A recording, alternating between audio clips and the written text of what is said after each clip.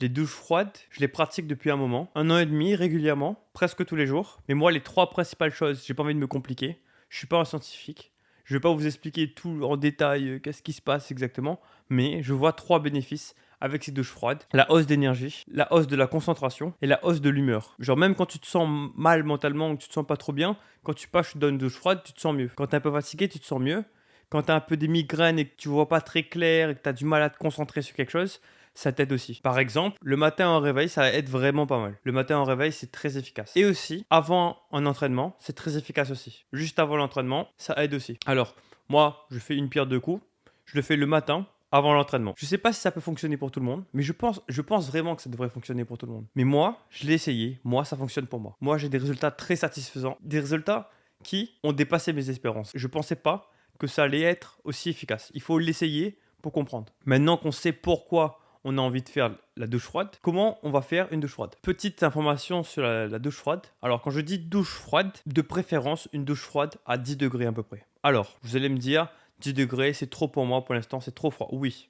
Même moi, au début, quand j'ai commencé, j'ai pas commencé à 10 degrés. Vous commencez à un niveau où c'est désagréable. Vous prenez la douche, vous réglez l'eau, c'est chaud, vous mettez du côté chaud agréable et vous tournez jusqu'à ce que ce soit désagréable, mais que vous arrivez à le supporter. Genre le bon mélange entre c'est désagréable, mais j'arrive à le maintenir quand même. Et il faut descendre tout petit à petit vers la température voulue, enfin normalement 10 degrés. Bon, vous n'êtes pas obligé forcément de descendre à 10 degrés, mais après une pratique de, je sais pas, 5 mois, 6 mois, peu importe, prenez votre temps. Vous pouvez commencer, je sais pas, je dis un nombre au hasard, 20 degrés, 15 degrés, 10 degrés, vous descendez tout petit à petit.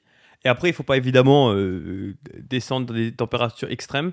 Ça peut fonctionner, j'imagine, mais ce sera beaucoup plus dur à mettre en place. Aussi, quand je parle des douches froides, généralement, c'est mieux de faire une immersion en eau froide directement, c'est-à-dire avoir un bain. Si vous avez un bain, vous faites une immersion en eau froide directement. Alors moi, je n'ai pas accès à un bain. Une douche froide, c'est plus facile à mettre en place, plus facile à utiliser. Du coup, je mets une douche froide. Mais si vous avez une immersion, c'est plus efficace. Mais bon, ça c'est pour aller plus loin. Vous allez me dire, oui, mais j'ai pas trop envie de faire la douche froide. Alors, c'est bien que vous n'ayez pas envie de faire la douche froide. Qu'est-ce qu'il me raconte encore? En fait, la douche froide est plus efficace quand vous n'avez pas envie de le faire. C'est-à-dire, plus vous n'avez pas envie de faire la douche froide, plus faire la douche froide, ça va être efficace. Moi, j'aime pas l'eau froide. Je trouve ça désagréable, je trouve ça chiant.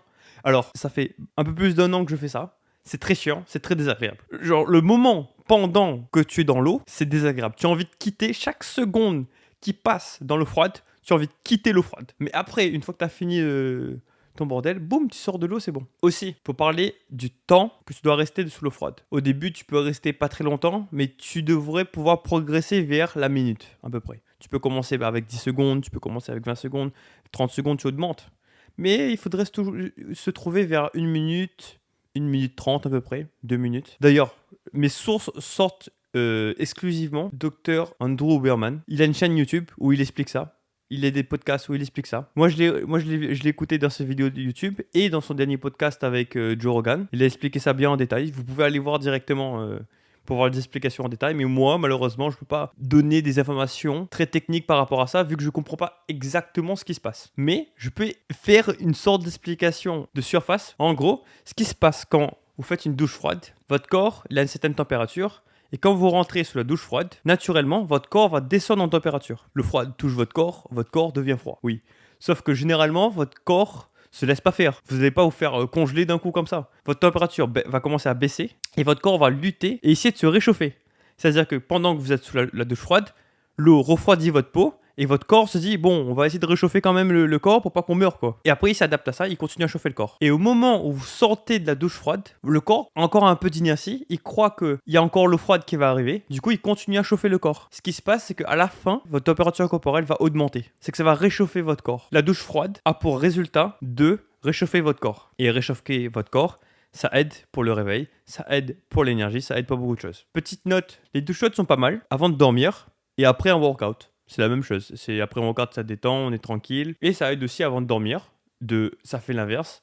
Comme vous chauffez votre corps, ça a pour résultat de refroidir votre corps. Et refroidir votre corps, c'est bien pour quand vous dormez. Bah les gars, faites des douches froides. Putain, mais c'est bien les douches froides, les gars.